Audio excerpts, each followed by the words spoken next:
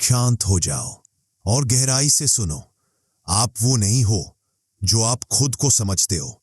आपका शरीर महज एक किराए का घर, जिसकी दीवारें हड्डियों की, खिड़कियां आंखों की और दरवाजा मुस्कान का बना है। लेकिन याद रखो, ये घर अस्थाई है। समय की धूल इसे एक दिन मिट्टी में मिला देगी। और आपका नाम एक लेबल जो समाज ने आपके डाकिये की तरह थमा दिया। क्या आपका नाम आपकी आत्मा पर लिखा है या सिर्फ जन्म प्रमाण पत्र पर?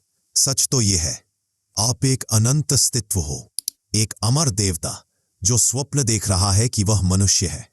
और इस पल आप अपनी ही रची कहानी में गहरी नींद सो रहे हो। लेकिन क्या होगा अगर मैं तुम्हें बताऊं, ये नींद टूट सकती है। इस वीडियो के अंत तक तुम्हें याद आ जाएगा तुम्हारा असली नाम, तुम्हारा असली घर, तुम्हारा असली स्वरूप। बस एक सवाल का इंतजार है, क्या तुम जागने के लिए तैयार हो?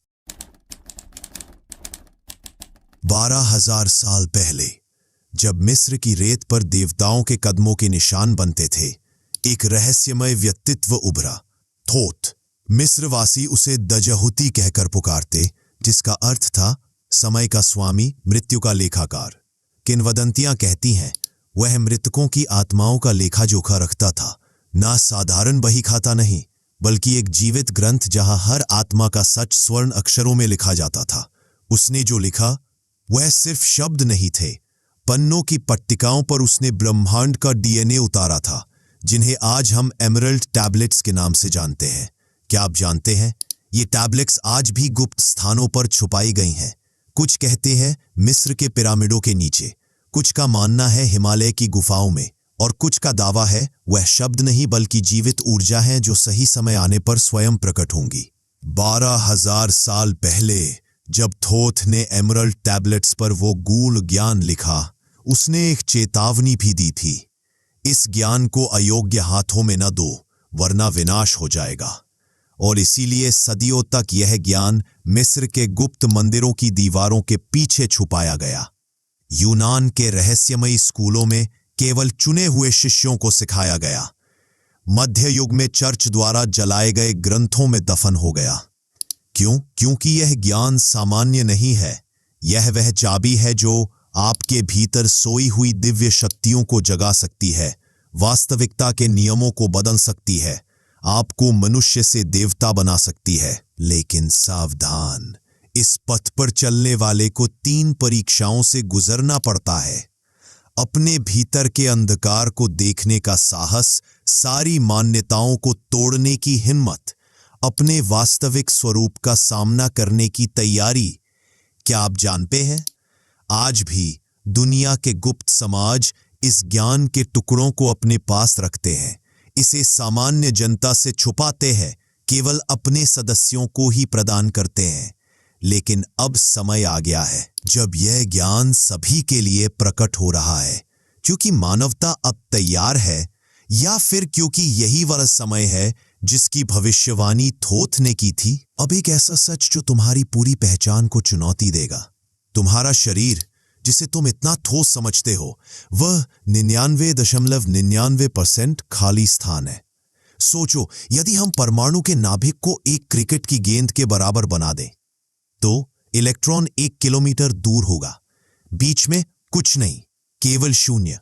इसका मतलब तुम्हारे हाथ जो अभी इस वीडियो को पकड़े हैं, वे भूत से भी कम ठोस है, एक छाया से भी अधिक अशरीरी।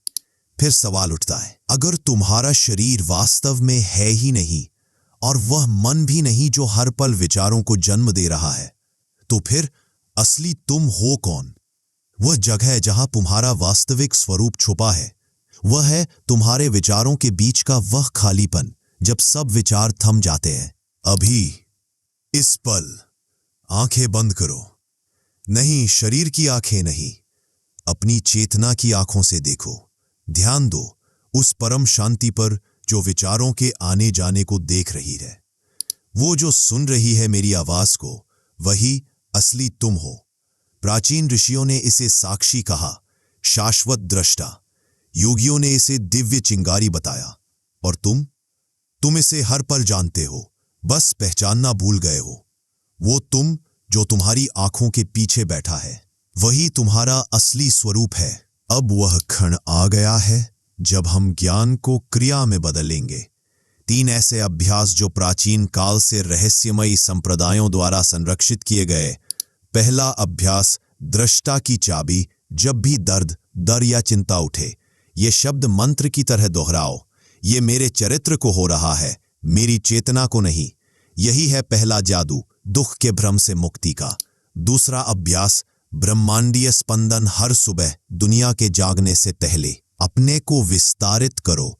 कल्पना करो तुम्हारी सांस सौर वायु है, तुम्हारी धड़कनें ब्रह्मांडीय नगाड़े और तुम्हारी हड्डियां पहाड़ों की श्रृंखला। क्योंकि सच तो ये है, तुम ब्रह्मांड में नहीं हो, ब्रह्मांड ही तुम्हारे भीतर मनुष्य बना है। तीसरा अभ्यास, स्वप्न दृष्टा का आदेश। हर रात सोने से पहले अपने आप से यह प्रश्न पूछो, कल मेरा उच्चतम स्वरूप कैसे चलेगा। फिर सब छोड़ दो और देखो कैसे वास्तविकता तुम्हारे दिव्यत्व के अनुसार ढलती है। ये कोई साधारण व्यायाम नहीं, ये है प्राचीन स्मरण की विधियां। फिरौनों ने इन्हें किया, बोधिसत्वों ने अपनाया। सिर्फ 7 दिन और तुम्हारी आत्मा की आंखों से पर्दा हट जाएगा। मैं तुम्हें एक ऐसा रहस्य बताने जा रहा हूं जिसे सदियों तक गुप्त रखा गया, जाने अनजाने में मिटाने की कोशिश की गई। यह कोई साधारण ध्यान नहीं, न ही कोई कल्पना, बल्कि वही प्राचीन क्रिया है जिससे थोथ ने अपना दिव्य शरीर जगाया था। इसे कहते हैं सुप्त अग्नि का जागरण। और जब यह ठीक से किया जाए तो 3 अकाठ्य संकेत प्रकट होते हैं। पहला, रीढ़ में सूर्य जैसी गर्मी का उठना, जैसे कोई अदृश्य ज्वाला तुम्हारे मेरुदंड में ऊपर चढ़ रही हो। दूसरा, पिछले जन्मों के दर्शन, अचानक ऐसी जगहों के सपने आना जहां तुम कभी गए नहीं। और तीसरा, सबसे महत्वपूर्ण, तीसरी आंख का स्थायी जागरण। लेकिन सावधान, इस ज्ञान को जानबूझकर दबाया गया है।